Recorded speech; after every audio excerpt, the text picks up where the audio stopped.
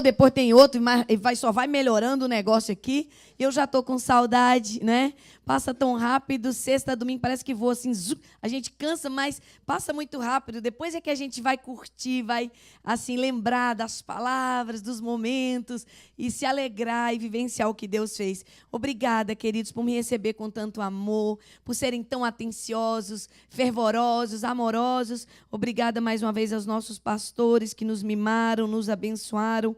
E eu estou muito feliz por estar aqui. Mamãe e Suzana já foram embora, mas ficaram também com saudades, deixaram aqui o amor delas, o carinho. A minha mãe chegou no hotel assim, cheia de júbilo, e ela falava, é muito lindo o que Deus vai fazer naquele povo. E eu dizia, é mesmo, mamãe. Oh, meu Deus, será que eles entenderam a glória do que Deus vai fazer? Eu falei, entenderam. É porque cada um reage de um jeito, né? O sangue nordestino, irmão, ele tem uma temperatura mais quente. Sabe, não é o sol que faz isso com a gente, entendeu? Então, a gente fica com a temperatura corpórea meia forte, e aí o negócio é quente mesmo, né? O meu marido, ele é filho de mineiro com japonês. Então, pensa num homem sensato. Daqui a pouco ele vai chegar aí para me buscar. E aí, o Casey é muito sábio, muito tranquilão, aquele cara assim, eu falo, meu Deus, onde é que você arrumou esse entendimento? Ele fala, veio do céu, né? E aí, ele fala assim, meu bem, deixa eu te fazer uma pergunta, a gargalhada tem que ser dessa altura mesmo? Aí eu falo, tem que ser. Quando ele me conheceu, irmãos, ele falou assim, olha, eu olhei assim e falei, nossa, mas a filha do pastor é muito linda. Vou casar com ela, né? Mas ele disse que um dia eu estava lá e comecei a dar uma gargalhada. Ele disse, é ela ou é um caminhoneiro rindo? Aí eu falei, você me respeita. Ele, mas você é linda demais, é uma lady, mas tem que falar nessa altura? Tenho. Aí eu falo, irmãos, olha, a nossa igreja lá em Brasília tem um templo, um galpão para 3.000 pessoas. Eu prego sem microfone. Já teve culto que a luz faltou. Aí eu falei assim, agora a garganta do jegue vai funcionar. Aí os irmãos acham bom demais. Prega, pastor. E eu prego mesmo. Eu penso que eu paro. Paro nada, sem luz. Só não consigo sem água, né? Sem água aí é complicado. Tem que beber uns golinhos, senão para a garganta. Mas assim, é muito bom. E aí é gostoso ver Deus fazer o seguinte. Destruir a inimizade. Derrubar a barreira da separação. E unir um nordestino com um mineiro. E aí ele começou a comer cuscuz com piaba, né? Carne de charque, e eu fiquei lady, né? Do lado dele, aí eu fico assim, altamente nobre, né? Aí eu falo bem baixinho, ele vai a reuniões muito importantes, aí eu tô lá. E a senhora, pastora? Muito bem, meu amado, muito bem. Aí ele olha para mim e fala assim, deixa eles verem lá em casa como é que é. Aí eu falo, pois é, meu filho, mas o Senhor é bom demais, irmãos. Porque Deus vai fazendo essas coisas na nossa vida, né? E nos dando uma família tão grande, tão amorosa, que é a família de Deus. Bom, hoje vocês vão levar o meu material, porque o Levi me ligou e ele quer mais 3 bonecos. Eu falei, não, Levi, não tem mais espaço na mala da vovó. Vovó, por favor, vovó. Traz o flash, vovó. E traz também a máscara do não sei o quê, do Capitão América. Aí ele já sabe, vovó, Levi vai espelhar a vovó linda. Aí eu tenho que levar os bonecos, não tem jeito. Falei, não, mas vovó não tem mais espaço na mala, não. Só se os irmãos comprarem o material. Então, compra o material hoje. Essa coletânea, queridos, é a maior riqueza espiritual que Deus me deu o privilégio de gravar. São 6 ministrações sobre oração. Eu oro com você, por você, e te ensino o que sei sobre oração. No Brasil, ela custaria R$50. Aqui eu estou passando para você por $10. É o preço de custo de 6 CDs mais o Kaiser. Então, você pode levar. E também a nossa camiseta para as mulheres lindas, a camiseta da restauração da identidade, né, Tânia? Amo ser mulher. Deus salvou as improváveis e colocou Raabe, Tamar, Ruth, tudo lá na genealogia de Jesus, e nós somos escolhidas. Então vamos comprar aí a camiseta do Amo Ser Mulher, está lá atrás, a pulseirinha profética com o berloque do Brasil, que é a exclusividade das nossas pulseiras lá do nosso ministério, e outros materiais que tem lá atrás. Você pode nos abençoar. Esse aqui já é de alguém. pastora já vai guardar aqui que a Suzana deixou uma encomenda, Cileide, alguma coisa assim. Depois você procura a pastora Kátia, que a Suzana deixou uma encomenda, falou, mãe, não peca não. Eu falei, vou pecar não, vou entregar para a irmã. Então, quando Deus age na nossa vida, a gente tem que sair pregando o evangelho, dando um testemunho. A Bíblia diz assim, queridos, quem prega o evangelho, viva do evangelho. Um pastor, uma pastora, um missionário, nunca pode se vincular a pessoas como se fosse simplesmente um funcionário da obra. Nós não somos funcionários de homens, nós somos escolhidos de Deus. Nós somos pessoas enviadas. E a riqueza que o Espírito Santo traz através de um obreiro, de um ungido, é muito profunda, ela tem que ser discernida por aqueles que ouvem. Porque quando você tem esse discernimento, você começa também a ser liberado no seu ministério, na unção pastoral que Deus tem para a sua vida. Pastora, mas nem todos vão ser pastores. Não, mas todos devem apacentar. Sabe por quê? Porque Deus sempre nos dá unção para alguém. Eu costumo dizer que nós não somos para todo mundo, viu? Nós não somos para todo mundo, mas nós somos para alguém. Porque quando Jesus foi fechar a conta aqui na terra antes da crucificação, ele fez uma oração que até hoje está repercutindo na minha vida e na tua. João, capítulo 17, oração sacerdotal. E ele disse assim, Pai, eu não vou rogar pelo mundo. Veja como é tremendo. Jesus, eu não estou falando do pastor Maurício. Estou falando de Jesus. Eu não vou rogar pelo mundo. Puxa, pensei que Jesus era bem bonzinho. Ele é a essência do amor e da bondade. Deus é amor, mas nos ensina como são as coisas, como são os princípios, como são os relacionamentos. Ele sabia que nem todos são da fé. Veio para os seus e os seus não o receberam. Mas a todos quantos o receberem, João 12, ele lhes dá o poder de serem feitos filhos de Deus, a saber, os que creem no seu nome.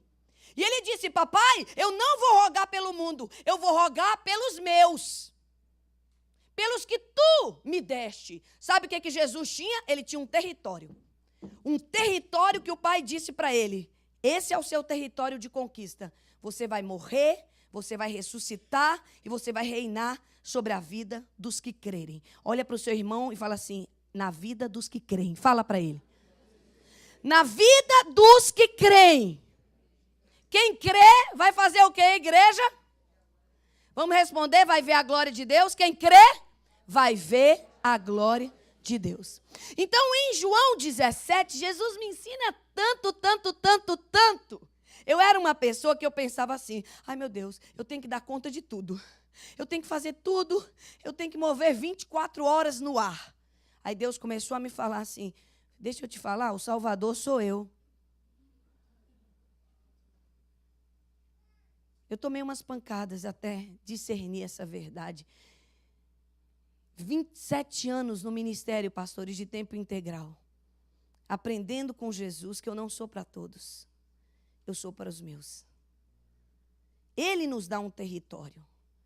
E nos diz, ama e conquista aqueles que te dei. Jesus não rogou pelo mundo, mas rogou por mim. E eu estou aqui hoje. Rogou por você. Ele disse, eu oro pelos que são meus discípulos hoje e oro por aqueles que ainda vão de vir. Jesus orou pelos que converteram ontem à noite. As 13 pessoas que ontem aqui levantaram a mão dizendo, eu não tenho certeza da minha salvação, mas a partir de hoje quero ter e recebo Jesus como meu Salvador, já tinham sido alvos da oração sacerdotal de Jesus em João 17. Olha o poder de uma oração, de um discernimento. A gente tem que viver o evangelho, amada igreja, com discernimento. Eu disse ontem, cruz não é poesia, cruz não é história de Hollywood. Evangelho não é conto de autor famoso. A Bíblia diz, nosso evangelho não é de palavras, irmãos. É de poder. Eu busco viver um evangelho de poder.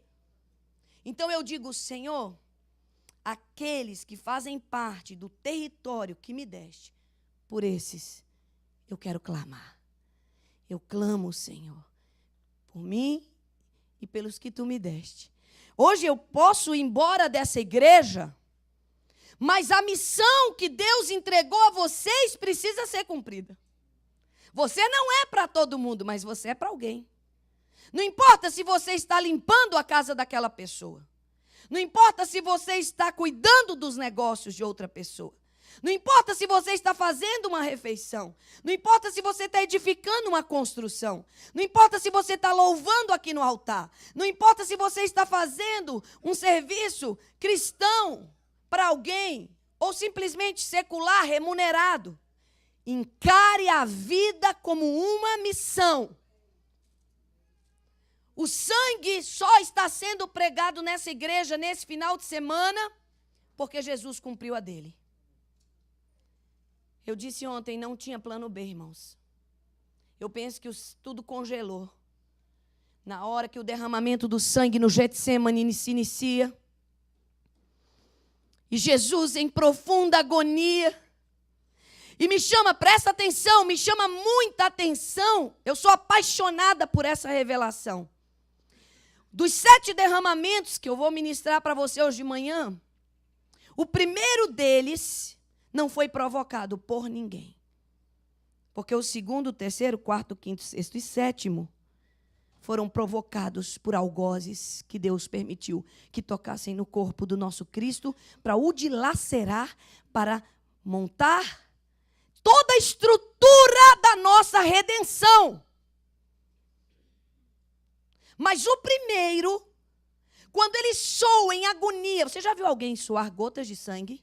Você já viu alguém suado de uma faxina? Você já viu gente suada de corrida?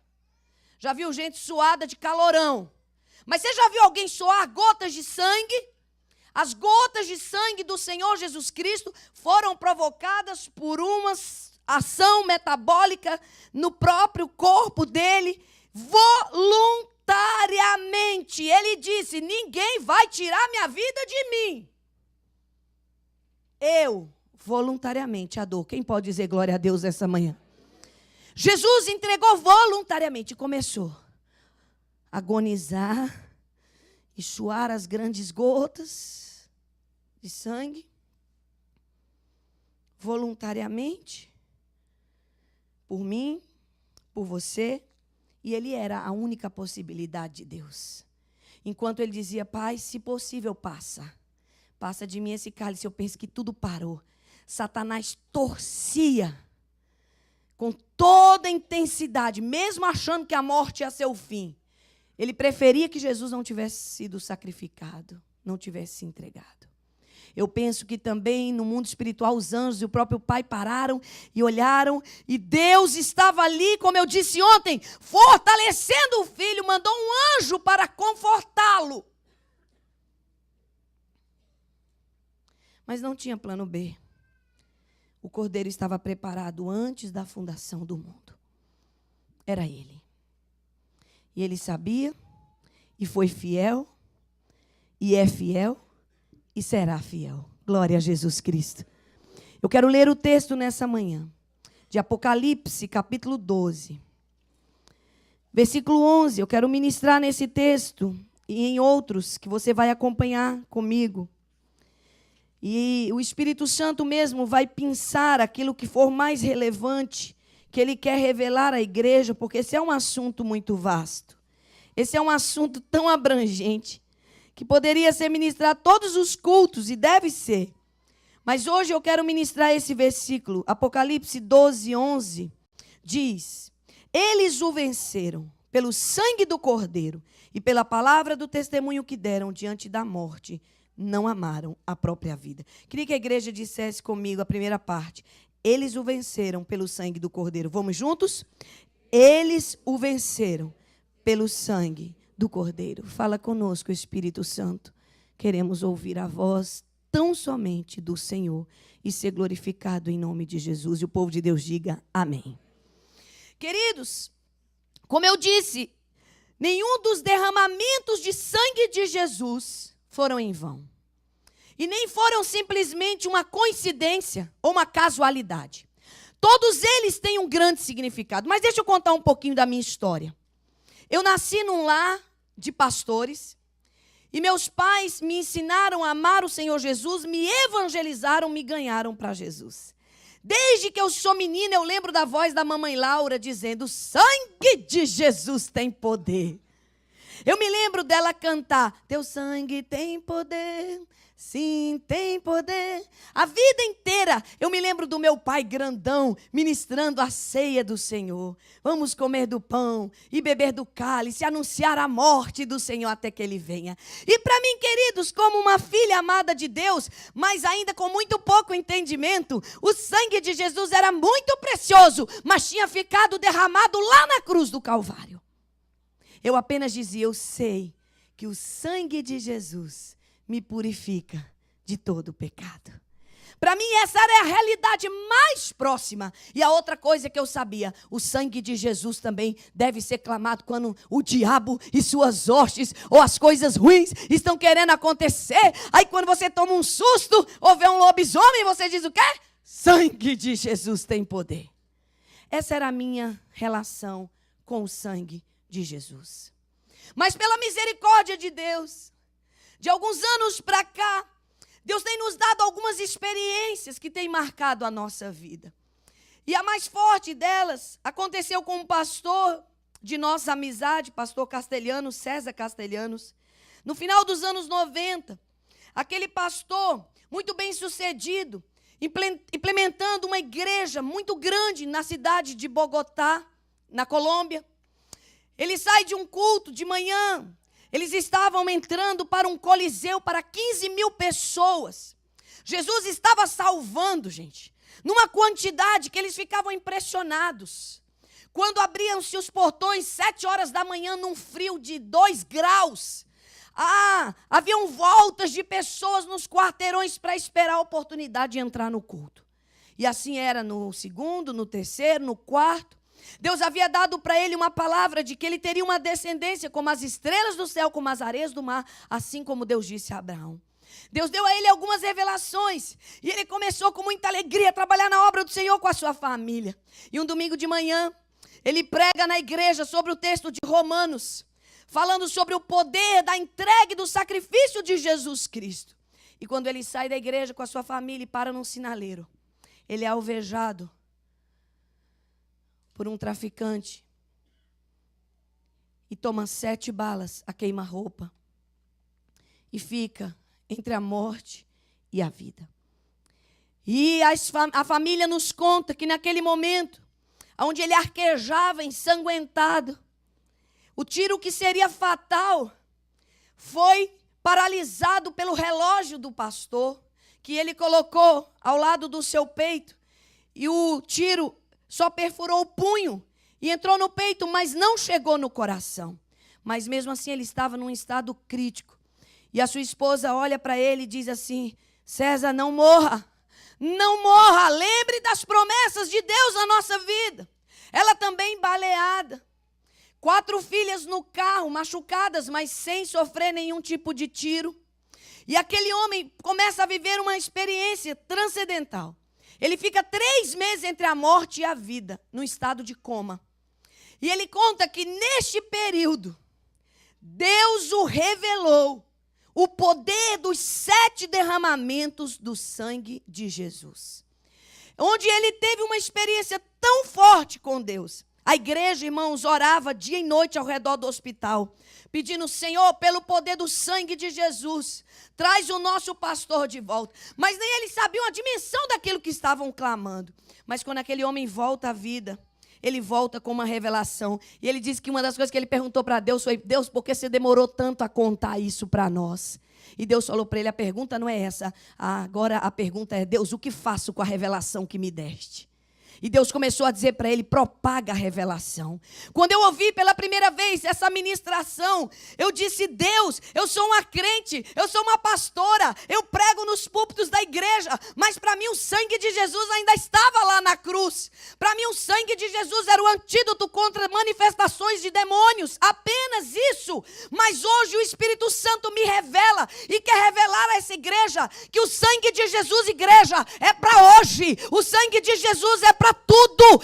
O sangue de Jesus é para o homem, é para a mulher, é para a criança, é para o adulto. O sangue de Jesus, ele é o sacrifício suficiente e poderoso, não para nos melhorar, mas para transformar a nossa realidade de vida. Sabe por quê? Nós não somos o mundo, nós somos os de Jesus. Aleluia.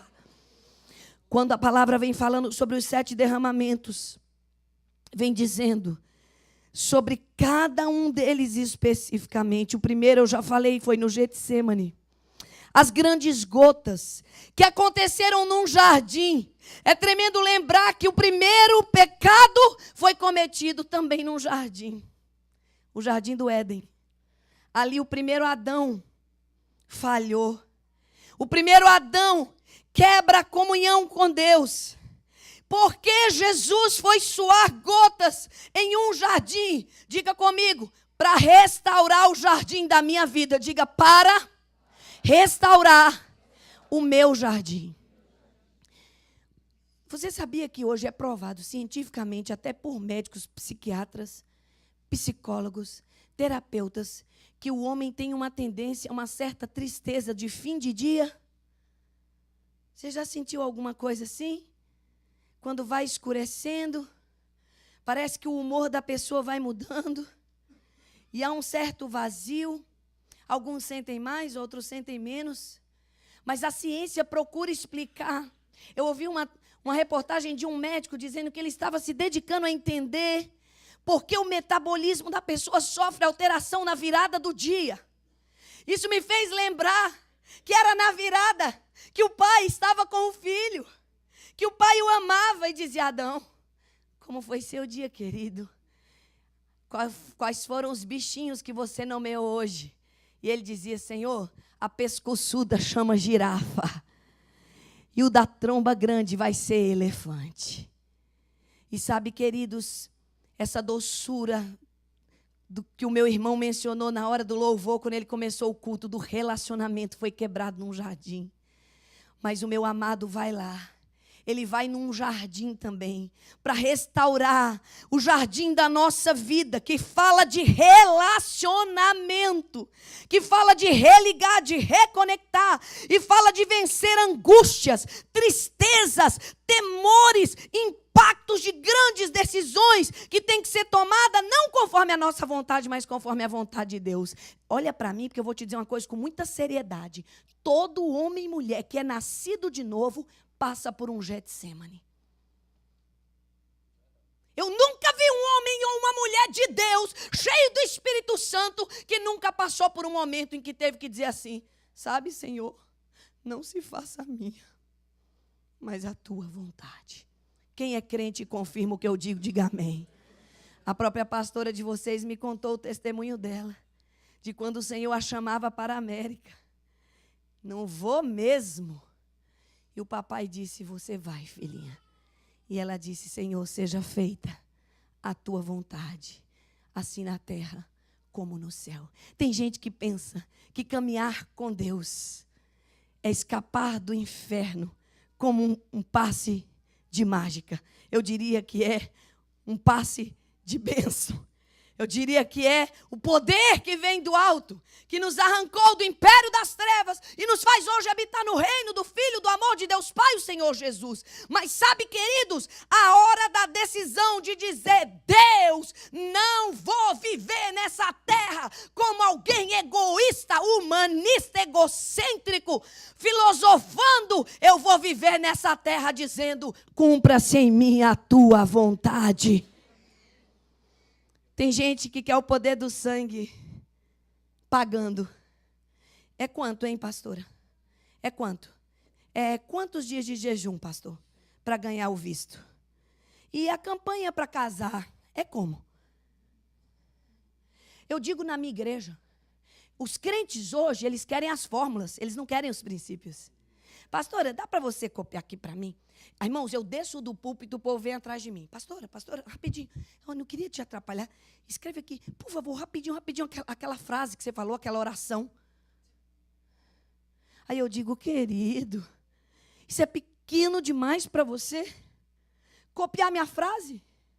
Você quer viver de mandinga, de mantra? Disse a pastora assim, vou repetir aqui. Oh, meu Deus, vazinha assim. Nananana. Pega o texto, vai rezar, irmão. Quem quer viver poder do sangue tem que ter relacionamento com quem derramou o sangue.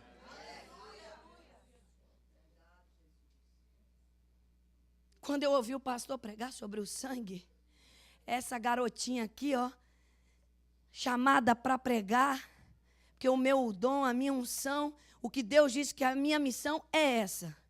Falei para meu irmão assim, meu irmão é meu pastor. Ele é o pastor do meu marido e o meu, a gente considera ele nossa cobertura. Eu falei, Lau, o que é aquilo ali? Agora você me achou. Sua irmã vai estudar tudo sobre o sangue. Aí ele, é mesmo, Janinha? Muito bom, se dedica. Quase que eu falei para ele, não é engraçadinho, por que você não me falou a verdade? Sabe o que eu fiz? Peguei os livros de teologia, peguei minhas coletâneas, peguei os textos escritos e comecei a estudar. E parecia que eu estava lendo assim, biologia, química, física, menos palavra do céu. E eu disse, uai Deus, funciona na vida do pastor César. O homem ia morrer e não morreu. E o Senhor ressuscitou dos mortos e mostrou para ele o poder dos 7 derramamentos. Eu convivo com eles, eu sei o que Deus fez naquela vida, naquela família. É verdade o que ele prega, por que eu não estou experimentando? E Jesus disse, porque não é por conhecimento, é por revelação. Não se estuda o sangue, não se compra o sangue. O sangue já é o preço pago. Diga amém por isso nessa manhã. Irmãos, se o sangue fosse vendido, nem o mundo inteiro poderia comprá-lo. A Bíblia diz, sem derramamento de sangue, não há remissão de pecados. E o preço de uma alma é caríssima. Ninguém vai poder pagar. Diga para quem está do seu lado, eu sou impagável. Meu preço Jesus já pagou. Fala para essa pessoa aí.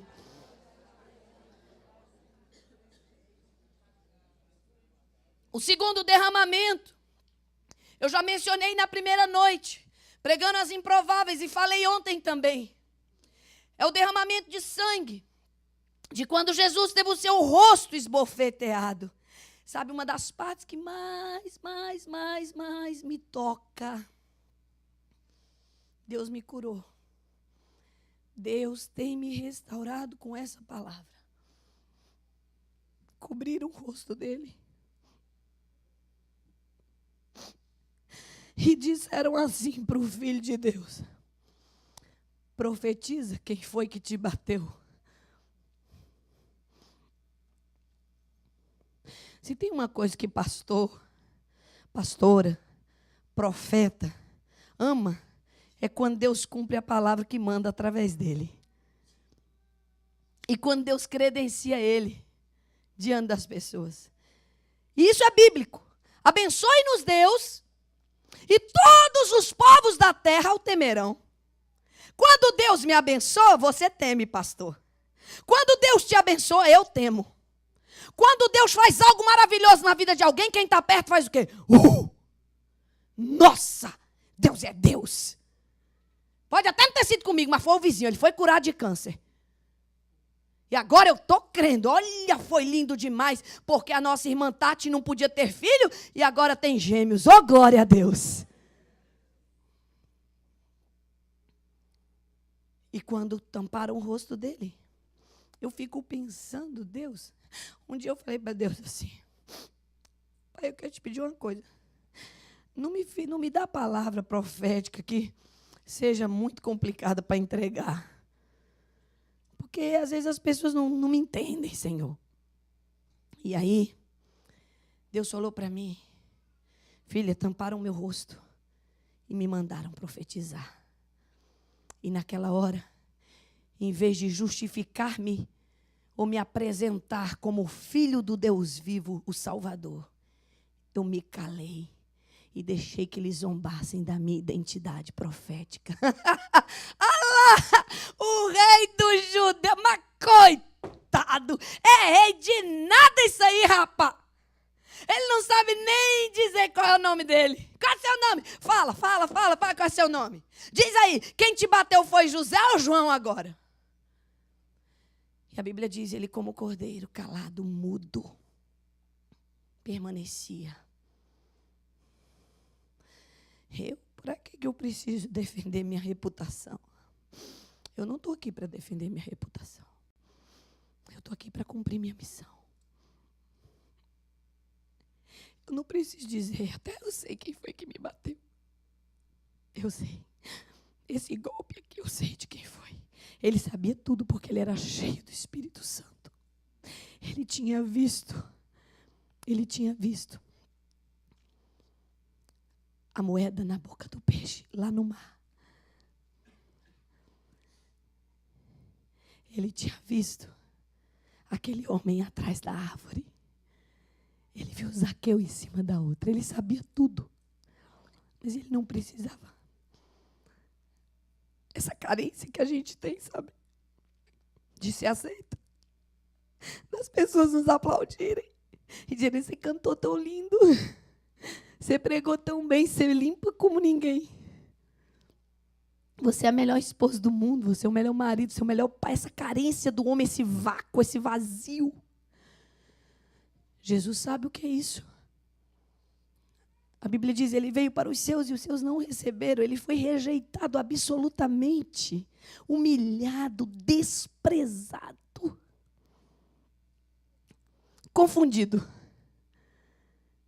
Diz aí quem você é. Aí teve uma hora que ele mesmo perguntou, deixa eu ver, Deus me dá uma alegria. Eu penso que ele pensou assim, Deus Pai, me dá uma alegria, que pelo menos os meus discípulos saibam quem eu sou. Aí perguntou, quem eu sou? Aí Pedro disse, tu és o Cristo, o Filho do Deus vivo. Aleluia! E aí ele disse, não foi carne, nem foi sangue que te revelou, Pedro. Foi o meu Espírito. Aleluia. Toda a glória ele dava ao Senhor. Dê glória a Deus. Aplauda Jesus nessa manhã. Vamos honrar aquele que resgatou a nossa identidade. Sendo atacado na sua própria fisionomia. Ele foi desfigurado para Laudijane hoje ter uma identidade tão convicta que eu não preciso que você diga quem eu sou. Eu só preciso saber quem a Bíblia diz que eu sou. E quando a minha alma está em conflito, falando um tantão de coisa, aquele borbulhão de informações, eu digo, aquieta a alma. Sabe que o Senhor é Deus. Foi Ele quem te fez. Tu és o povo dele, rebanho do seu pastoreio. Quem é rebanho do Senhor nessa manhã? O segundo derramamento foi para restaurar a nossa identidade. O terceiro derramamento foi para nos trazer cura completa. Diga assim bem forte, porque de cura todos nós precisamos. Diga cura completa. Quem quer receber cura completa nessa manhã? Então diga mais forte, cura completa. A Bíblia diz que o corpo de Jesus foi tomado em chagas. Obrigada, querida. O corpo de Jesus foi chagado. O corpo de Jesus foi ferido. Pelas suas pisaduras, o povo pensa que é o sangue do pé, mas é o sangue das chagas. No texto original fala as chagas de Jesus. Sabe o tal dos chicotes romanos? Chap, chap, chap, chap, chap. Meu irmão, aquilo não só dói, aquilo corta e arde. Quem já tomou um corte aqui? Se for no ferro, então. Agora pensa o que é ser dilacerado pelo chicote. Não teve no seu corpo uma parte poupada. Deus só não permitiu que lhe quebrassem os ossos. Era promessa. Mas ele foi dilacerado. Chap, chap, chap, chap, chap, chap, chap, chap, chap. E a gente penando com doença. Porque pensa que o sangue de Jesus só funciona na vida do missionário. Porque pensa que o sangue de Jesus só funciona na campanha. Pensa que o sangue de Jesus é para alguns. Eu queria entrar na fila dos eleitos do sangue. O sangue de Jesus é para os resgatados de Jesus.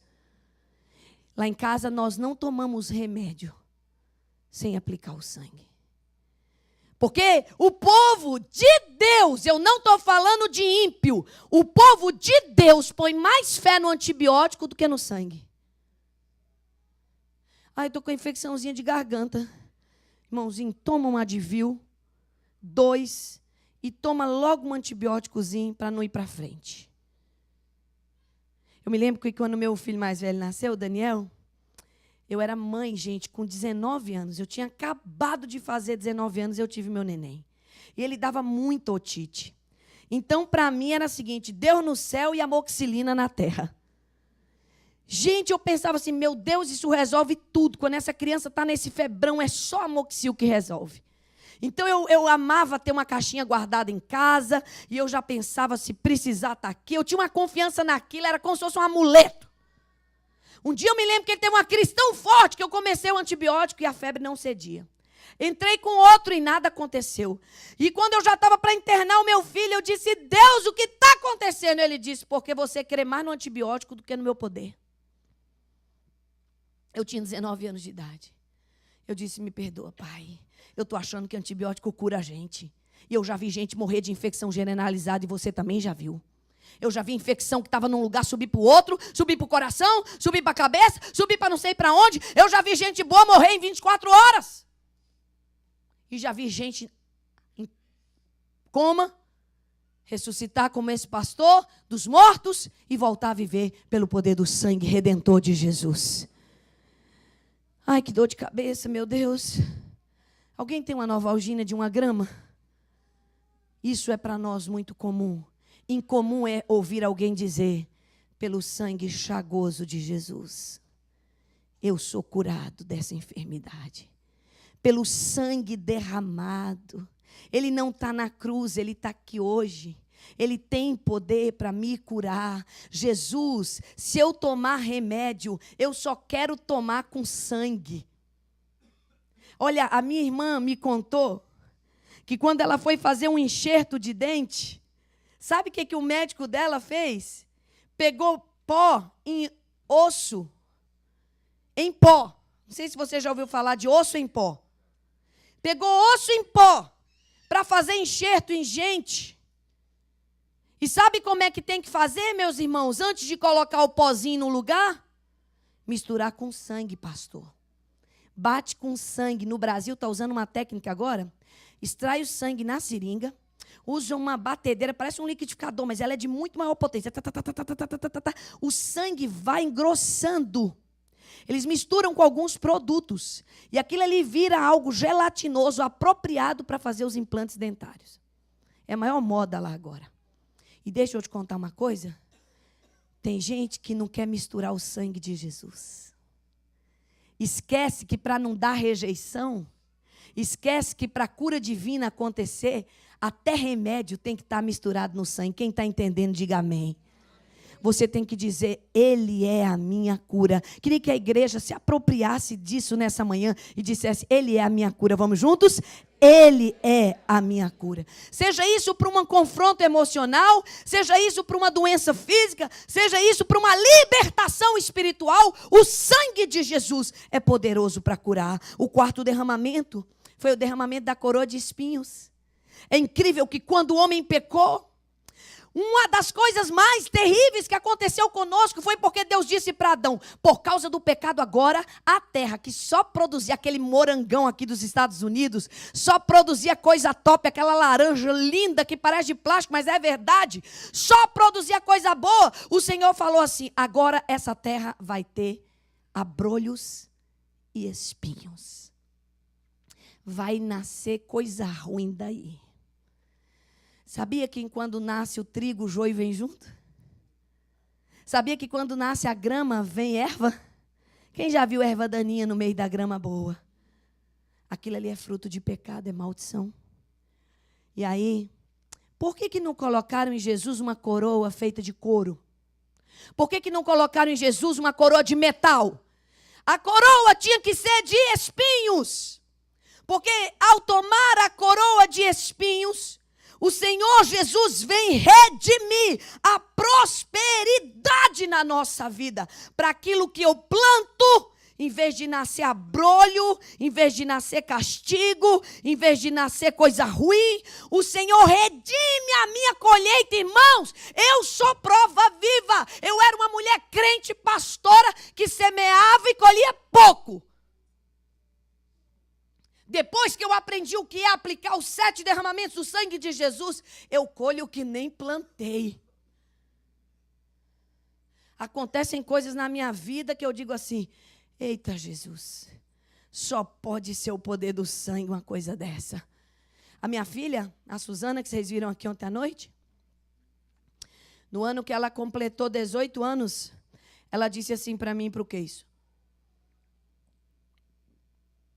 Pedidinho básico de menino que faz 18 anos. Pai, me dá um carro. Aí meu maridão falou assim para ela, Suzana Veloso, nós acabamos de comprar esse apartamento, aquele que eu contei do testemunho ontem, imobiliamos, minha filha. Vai orar a criança. Papai tem dinheiro para comprar carro para você, não? Pai, eu quero um carro. Ela era uma menina assim, só nos deu alegria. Com 21 anos ela estava formada na faculdade, casando, já no ministério. Ela merecia, mas nós não tínhamos o recurso naquela hora. Irmãos, a minha filha aprendeu a pedir a Deus para colher o que nem plantou. Ela fala, mamãe, eu fico impressionada, porque tem hora que eu paro e pergunto, Deus, de onde veio esse plantio? Eu não botei isso aí na terra. Ela estava trabalhando na secretaria da nossa igreja, cobrindo as férias da secretária. A secretária pediu para sair de férias em janeiro. Em dezembro. Aí nós dissemos assim para a Suzana, Suzana, a igreja não vai pagar uma pessoa para substituir um mês da secretária. Você vai ofertar um mês de trabalho lá. Poxa, mãe, mas a faculdade está terminando o semestre, estou meio apertada. Filha, semeia. Tá bom, mamãe. Vou semear, pode deixar. Eu saio da faculdade, passo aqui em casa, almoço e vou trabalhar na secretaria da igreja por oferta um mês. Amém, minha filha. Deus vai te honrar. Vai lá. Faz a obra lá. Tá bom. E lá estava a Suzana. Irmãos, o telefone tocou. Alô? Era o futuro esposo. O que hoje é casado com ela era só noivo. Suzana, ela disse que a voz dele estava estranha no telefone. Você está na secretaria da igreja? Ela disse, estou, meu bem. Você sabe que eu estou aqui, estou fazendo um mês aqui para a Cleo.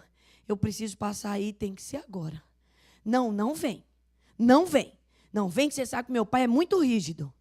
Eu estou aqui na igreja, estou trabalhando. Se aparecer aqui de tarde, meu pai vai achar que eu estou armando um encontro aqui. E os irmãozinhos vão passar e vai dizer, olha a filha do pastor, né? Com o noivo ali na secretária. Vem não, Ricardinho, não vem não. Me encontra lá em casa de noite. Lá em casa, meu irmão, o sistema é bruto. Aí, ele disse, eu vou. Ela disse que ele nunca tinha falado assim, pensou, mas está criando uma asa grande. Deixa ele que eu vou falar para o meu pai isso. E aí, desligou o telefone. Daqui a pouco, nossa igreja tem um portão assim de ferro. Ele para lá e chama ela pelo interfone. Vem aqui fora. Quando ela chega lá fora, Ricardo está num HB20. Preto, 0, com plástico nos bancos, com roda. Aquele carro assim lindo, sem placa. Quando ela olhou e falou, nossa, eu não acredito. Sua mãe, a mãe dele é uma mulher bem abonada. Sua mãe te deu um carro novo. Aí aquela pessoa, vou casar de carro, ô glória. Sua mãe te deu um carro novo, porque ele dividiu um golzinho com o irmão. Sua mãe te deu um carro novo, finalmente, amor, você merece. Ele disse, não, esse carro não é meu. Não é seu, esse carro é de quem, cara? Você é louco dirigindo um carro sem placa. Aí ele disse, esse carro é de uma mulher, uma grande mulher de Deus, chamada Suzana Veloso.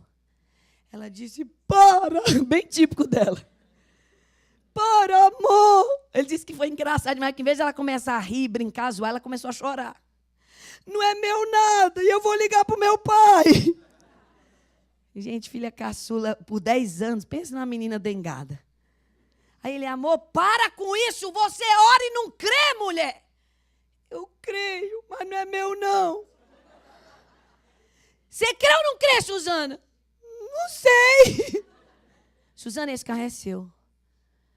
Diz que ele tremia assim. Aí ela, como? Ele, um homem, me chamou há um mês atrás, depois de um culto aqui na igreja, e disse, olha, irmão, eu vou precisar de você dia tal, hora tal, na concessionária tal. Me encontra lá. O meu futuro genro foi. E quando chegou lá, ele disse: eu quero que você leve esse carro, entregue para sua futura esposa, a filha do pastor. Porque um dia eu estava no culto e o pai dela pregava e falava sobre um Deus que realiza sonhos. E que o sonho da filha dele era ter um carro, mas que ele tinha dito: ora, minha filha. E no meu lugar eu disse a Deus: Deus, se tu me abençoares com aquilo que eu te peço, eu dou o carro zero da filha desse pastor. O carro dos sonhos dela, eu entrego na mão dela, zero, pago. Até o IPVA e o seguro, Senhor, eu pagarei. 6 meses depois, ele trabalhava no Senado Federal da nossa nação, empossado por um concurso dificílimo. Era o sonho que ele tinha pedido a Deus. A primeira atitude dele, quando recebeu a documentação do concurso, foi na concessionária, pagar o seu voto, comprar o carro zero para minha filha. Quando nós contamos o testemunho de uma menina colhendo o que não plantou, uma menina com 18 anos, ela não tinha carteira ainda. Quando esse carro desceu na nossa garagem, meu marido disse: peraí, que conversa é essa, meu Deus? Não, peraí, Suzana, pai, eu também não sei explicar, liga para o irmão. Ela só falava: eu não fiz nada, eu não fiz nada. O nome do irmão é João Hertel. E o mais impressionante, vocês vão de crer? O João Hertel não tem carro. Ele assumiu o concurso com 25 anos, a mãe dele é uma viúva. Mas ele disse: a primeira semente é do Senhor. Eu disse que se Deus me desse o que eu sonhava, eu daria o da minha irmã primeiro. Ele quitou o carro dela agora. Pagou em 2 anos, 24 meses. Agora ele vai comprar o dele. Ele é nossa ovelha, ele está lá todo domingo. Ele fala: a coisa que mais me alegra é saber que Suzana anda de carro zero. Eu disse: meu filho, você nasceu de novo. Você tem um coração como de poucos. Porque a maioria, 99,9% diria: ah, Deus me abençoe, mas primeiro o meu carro. Ou da minha mãe. Mas ele comprou o da minha filha. A minha filha disse: pai, como Deus pode surpreender uma pessoa assim? Pai, eu não mereço. Eu nem tirei minha carteira ainda, meu carro zero está na garagem. O pai dela disse: o sangue de Jesus nos traz uma prosperidade inexplicável. Irmãos, eu lembro de um ano que nós íamos viajar para Israel, toda a nossa família. Uma viagem para Israel, lá no Brasil, é em torno de 10 mil reais por pessoa. Nós éramos 6. 60 mil. E o meu marido falou: nós vamos todos a Israel. Eu disse: eu só sei uma maneira de estarmos na Terra Santa, até com João: o sangue de Jesus aplicado para resgatar minha vida e me trazer prosperidade. E quando nós entendemos esse princípio, nós começamos a experimentar. Não é riqueza, riqueza é pouco, é prosperidade. O 5º derramamento, o poder das mãos de Jesus para fazer as obras. Ele disse: se creres em mim, obras maiores do que as minhas tu farás. Quando você quer empreender algo, você aplica o poder do sangue derramado das mãos de Jesus e as suas obras serão obras de milagres. O 6º derramamento, o derramamento dos pés, os cravos. Eu não tenho tempo para falar detalhes, mas eu quero pelo menos entregar o princípio. Restaura o poder da conquista. A Bíblia diz: onde tu pisares a planta dos teus pés, vou-lo tenho dado como herança. Dificilmente você vai herdar alguma coisa se não crer primeiro. Dificilmente você vai herdar alguma coisa se primeiro não colocar os pés, dizendo: eu creio, e pelo sangue derramado na cruz do Calvário, dos pés de Jesus Cristo, eu me aproprio desse território, dessa bênção. Eu disse aos pastores que hoje nós vamos orar juntos, aplicando o poder do sangue vertido dos pés de Jesus e das mãos de Jesus, para que essa igreja entre num território próprio. Quem concorda com essa palavra? Para que Jesus dê a vitória do templo próprio dessa igreja. E em último lugar, a restauração do nosso coração. A Bíblia diz que um soldado lancetou Jesus pelo lado, perfurando todo o seu lado, chegando ao seu coração, do qual verteu sangue com água. E esse derramamento é para uma restauração do coração do homem com uma troca do seu DNA. Para terminar, eu quero contar o testemunho muito interessante desse próprio pastor. Ele disse que depois que Deus revelou para ele esses detalhes dos derramamentos do sangue de Jesus, e a nós ele também tem revelado com outros detalhes e outras manifestações bíblicas de princípios do Senhor. Ele tinha um filho, e esse filho com uma personalidade muito difícil desde bebê. Ele conta que um menino com uns 9 meses de idade, eles foram jantar e a criança não parava quieta e derrubava tudo e chorava com aquele choro de raiva, de nervoso. E ele olhou para a esposa dele, era uma criança adotada. Uma mãe o havia deixado e esses pastores o tomaram como filho. E sabe o que aconteceu? Ele conta que ele olhou para aquela criança e disse: Deus, que DNA que está dentro desse menino? Eu não conheci o seu pai. Eu não conheci sua mãe. Essa criança é agitada, é perturbada. Ele não é, Senhor, uma criança normal. Tem algo que o incomoda. Tem algo espiritual nessa criança. Jesus, como eu posso orar pelo meu próprio filho com 9 meses de idade? E ele conta que olhando para a criança, Jesus disse: troque comigo o DNA dele. E ele disse: como, Deus? E Deus disse: ore assim: Senhor Jesus, eu peço que tu absolvas o DNA natural do meu filho, que tu anules o DNA natural e que tu substituas, absolva, anule e substitua o DNA natural do meu filho pelo DNA do sangue de Jesus, porque pela palavra eu afirmo: eu sou herdeiro de Deus e co-herdeiro de Cristo, e nada mais legítimo do que o filho ter o sangue do Pai. Quem diz amém a essa palavra? Sabe o que aconteceu, irmãos? Em 24 horas, aquela criança era outra. Eu me lembro quando eu ouvi esse testemunho. Quem não tem a vontade de ter o seu DNA mudado? Quem não tem um marido difícil? Quem não tem um filho complicado? Quem não tem um chefe complicado? Quem não tem alguém que você gostaria de ver transformado, a começar de você mesmo? Eu disse: Deus, se funcionou para ele, vai funcionar para mim. E coisas que eu já praticava, mas sem ter entendimento. Eu me lembro que quando os nossos filhos iam crescendo, quando eles começavam uma fase assim, eu e meu marido sempre colocávamos a mão na cabeça e dizíamos: Satanás, o Senhor te repreenda nessa vida. Lá em casa, se a gente estiver almoçando e um emburrar, meu marido manda o demônio sair na hora. O João até fala: melhorei.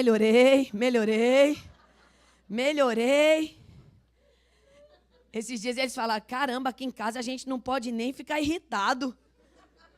Aí o meu marido, para perturbar nossos almoços, não. Um começa: me dá isso, seu engraçadinho. Tira a mão do meu prato, ou sua coisa. Eu: como é que é? Que espírito é esse? Não é o de Deus. Deus não vai dizer para o irmão: tira a mão do meu prato, sua coisa. Ai, mãe, misericórdia, a gente é irmão, a gente também briga. Eu falei: aham. Mas a Bíblia diz que no novo homem os pensamentos são novos, os sentimentos são novos, as atitudes são novas. Na família do meu irmão, você não pode falar nada ruim. Você falar assim: eu acho que esse braço aqui vai amanhecer doído depois do tombo que você levou. Aí eles falam: está repreendido essa palavra. Eu não aceito, eu cancelo em nome de Jesus.